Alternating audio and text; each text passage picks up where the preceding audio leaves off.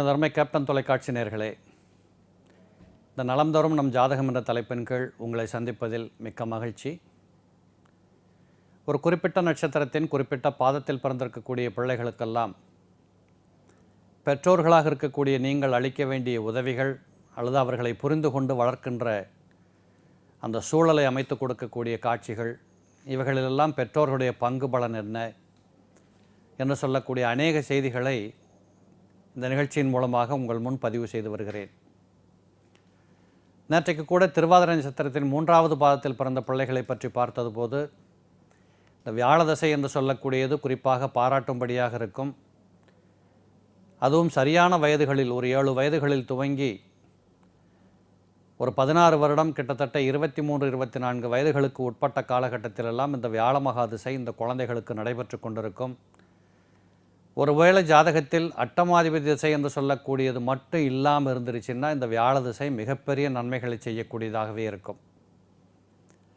அது மட்டுமல்ல, இந்த வியாழ திசை என்று சொல்லக்கூடியது இளம் பருவத்தில் வந்திருக்கிறதுனால இவர்கள் என்ற மகிழ்வாக இருந்து வளரக்கூடிய பிள்ளைகளாகவும் இருப்பாங்க. சரி, இது முடிஞ்ச உடனே இந்த வியாழ திசைக்கு பிற்பாடு பார்த்திங்கன்னா சனி மகாதிசை என்று சொல்லக்கூடியது ஒன்று வரும்னு நேற்றுக்கே சொன்னேன்.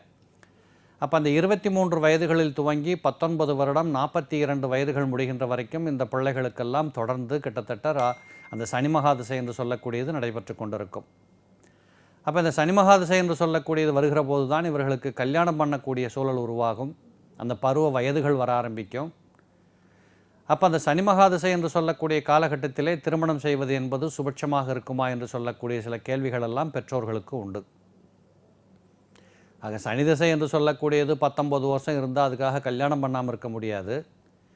42 வயசுக்கு அப்புறம் கல்யாணம் பண்ணிக்கலான்னு போகிறதில்ல நியாயமே கிடையாது. அதுவும் பெண்களுக்கு நினைத்தே பார்க்க இயலாது. ஆக இப்படிப்பட்ட ஒரு காலச்சூழல் உங்கள் குடும்பத்து பிள்ளைகளுக்கு அமைகின்ற போது நீங்கள் தெரிந்து கொள்ள வேண்டிய செய்ய வேண்டியது என்னன்னு கேட்டிங்கன்னா, இந்த சனி பகவான் ஜாதகத்தில் இருக்கின்ற இடத்தை சார்ந்து அவர் யாருடைய நட்சத்திரத்தை பெற்றிருக்கின்றார், யாரால் பார்க்கப்பட்டிருக்கின்றார், இதெல்லாம் கவனிக்கணும். அது மட்டும் இல்லாமல் இந்த சனி திசையில் வரக்கூடிய சுக்கிர புக்தி, சனி திசையில் வரக்கூடிய பின்னாடி ஒவ்வொரு புக்திகளாக பார்க்குற போது சந்திர புக்தி, சுக்கிர புக்தி, சூரிய புக்தி கூட சில பேர்களுக்கு நல்லதை செய்யும், வியாழ புக்தி ரொம்பவே நல்லதை செய்யும். இப்படிப்பட்ட வாய்ப்புகள் எல்லாம் இந்த ஜாதகத்துக்கு கிடைக்கும். குறிப்பாக ஒன்று உண்டு, நம்ம ஜாதகத்தை பார்க்குற பெற்றோர்களுக்கு சனியும் செவ்வாயும் ஒரு வீட்டில் இருக்காங்களே சார், இது எப்படி நல்லதா கெட்டதா, சனி திசை வேற நடந்துக்கிட்டு இருக்குதே இப்படின்னு சொல்லக்கூடிய கேள்விகளெல்லாம் வருவது உண்டு. இந்த சனி செவ்வாய் காம்பினேஷன் என்று சொல்லக்கூடியது கிரந்தங்களிலும் சாஸ்திரங்களிலும் எல்லா பக்கத்துலேயும் சொல்லக்கூடிய விஷயம் என்னன்னு கேட்டால், இது ஒரு டஃப் காம்பினேஷன். ஒரு ஜாதகத்தில் சனி கிரகமும் செவ்வாயும் இணைந்து எங்கெங்கெல்லாம் இருக்கக்கூடாதுன்னு சில இடங்கள் உண்டு, அந்த மாதிரி இடங்கள் இருந்துட்டால் ரொம்பவே டஃப் காம்பினேஷனாக தான் இருக்கும். ஆக அப்படிப்பட்ட டஃப் காம்பினேஷனாக இருக்கக்கூடியதில் கூட இப்போ உதாரணமாக சனியும் செவ்வாயும் சேர்ந்து 8ஆம் இடத்தில் இருந்தால் மொத்தமும் போச்சு அப்படின்னு சொல்லக்கூடிய பாடல்களெல்லாம் இருக்குது. ஏன்னா 8ஆம் இடம் என்பது மாங்கல்ய ஸ்தானம், திருமண யோகத்தை கொடுக்கக்கூடிய இடம். அப்படிப்பட்ட இடத்துல போய் இந்த சனி செவ்வாய் சேர்ந்திருந்தால் எப்படி கல்யாண வாழ்க்கை சேரும் இப்படின்னு சொல்லக்கூடிய செய்திகளும் ஒரு பக்கத்தில் உண்டு.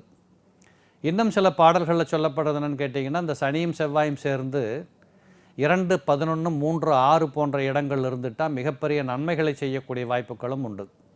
இந்த சனி திசையில் பார்த்திங்கன்னா வரக்கூடிய புக்திகளில் ராகு புக்தி, கேது புக்தி இதுதான் கொஞ்சம் ரொம்ப டஃப்பான புத்தி. செவ்வாய் புக்தி வருகிற போது கூட கொஞ்சம் சூழல் ஒரு மோசமாக தான் இருக்கும்.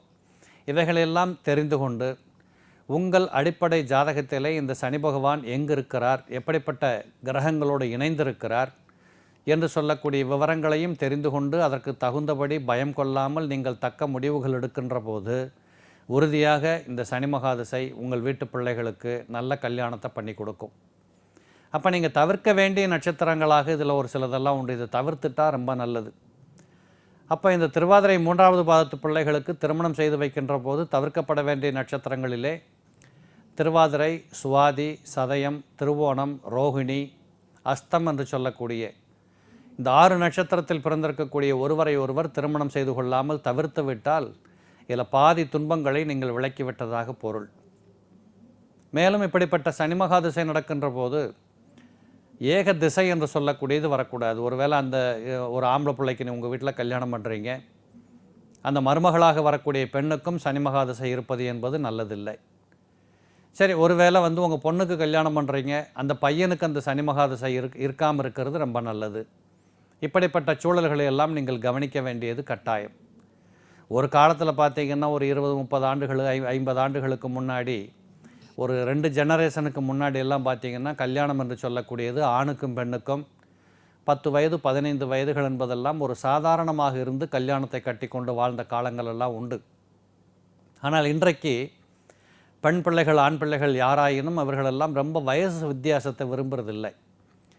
ஒரு சம வயது உடையவர்களாகவே இன்றைக்கு பார்த்தீங்கன்னா 1 வயசு 1.5 வயசு 2 வயசு இப்படிப்பட்ட வயது வித்தியாசம் படைத்தவர்கள் தான் அதிகமாக கல்யாணத்தை பண்ணிக்கிறாங்க, அது தேர்ந்தெடுத்துக்கிறாங்க. அப்போ இந்த மாதிரி இருக்கக்கூடிய பிள்ளைகளுக்கு இந்த ஏக திசை என்று சொல்லக்கூடியது வரும்படியாக இருந்தால் வாழ்க்கை முழுவதும் ஏக திசை நடந்து கொண்டே இருக்கும். ஆக வாழ்நாள் முழுவதுமே இந்த ஏகதசை நடக்கின்ற போது எந்த ஒரு காரியத்தை நீங்கள் எடுத்தாலும் அது பளிச்சுன்னு முடியாத தடைகள் ஏற்படும். கணவன் மனைவியாக இருக்கக்கூடியவர்களுக்கு மத்தியிலே ஒரு அட்ராக்டிவ் லைஃப் இல்லாமல் ஒரு கசப்புணர்ச்சிகள் ஏற்படுவதற்கு வாய்ப்புகள் வரும். ஏதோ அம்மா அப்பா கட்டி வச்சுட்டாங்க, இதுக்கு மேலே நம்ம வீட்டில் போய் சொன்னால் வருத்தப்படுவாங்க, இப்படி தங்களை அடக்கி கொண்டு சமாதானப்படுத்தி கொண்டு வாழக்கூடிய சூழல் உருவாகும். இதெல்லாம் இல்லாமல் ஒரு சந்தோஷமான குடும்ப வாழ்க்கை வேண்டுமென்றால் நான் சொல்லுவது போல இந்த சனி மகாதசையில் கல்யாணம் பண்ணுறது ஒரு காரணம்.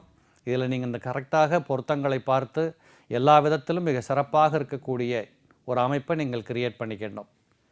அதிலும் குறிப்பாக நீங்கள் பெண் வீட்டார்களாக இருந்தால் அவசியம் இந்த பெண்ணுக்கு பொருத்தம் பார்க்கின்ற போது வசிய பொருத்தம் இருக்கிறதா என்பதை பார்த்து கொள்ளுங்கள். அதுபோல் வசிய பொருத்தத்துக்கூடாகவே ராசி அதிபதி பொருத்தம்னு ஒன்று உண்டு. அதுவும் இருந்துருச்சுன்னா நிச்சயமாக இந்த சனி மகாதசையில் இந்த பிள்ளைகள் கல்யாணம் பண்ணி கொள்ளுகிற போது மிகப்பெரிய கஷ்ட துன்பங்கள் வந்துவிட வாய்ப்புகள் இல்லை. இதுபோல் சனி மகாதசையும் புதன் மகாதசையும் பொருளாதார அபிவிருத்திகளிலே மிகப்பெரிய குறைகளை கொடுக்க மாட்டார்கள். பொதுவாக அட்டமாதிபதி திசை என்று சொல்லக்கூடியது மட்டும் 8 குடையவன் திசையாக இல்லாமல் நீங்கள் உழைக்கின்ற காலகட்டத்திலே மற்ற திசைகள் வருகிற போது எந்த விதத்திலும் மிகப்பெரிய துன்ப துயரங்கள் வந்துவிட வாய்ப்புகள் இல்லை. இவைகளெல்லாம் நீங்கள் நன்றாக மனதிலே உள்வாங்கி வைத்துக்கொண்டு இதற்கு தகுந்தபடி உங்கள் வீட்டு பிள்ளைகளின் காரியங்களை கவனிக்க பார்க்கின்ற போது நிச்சயமாக பிள்ளைகள் மகிழ்வது மட்டுமல்ல, பெற்றோர்களும் அவர்களை பார்த்து மகிழுகின்ற அந்த சூழல் உங்கள் வீட்டுக்குள்ளே உருவாகும். இதுபோல் நாம் அடுத்த நிகழ்ச்சியிலே வேறு பல செய்திகளோடு உங்களை சந்திக்கின்றேன். நன்றி, வணக்கம்.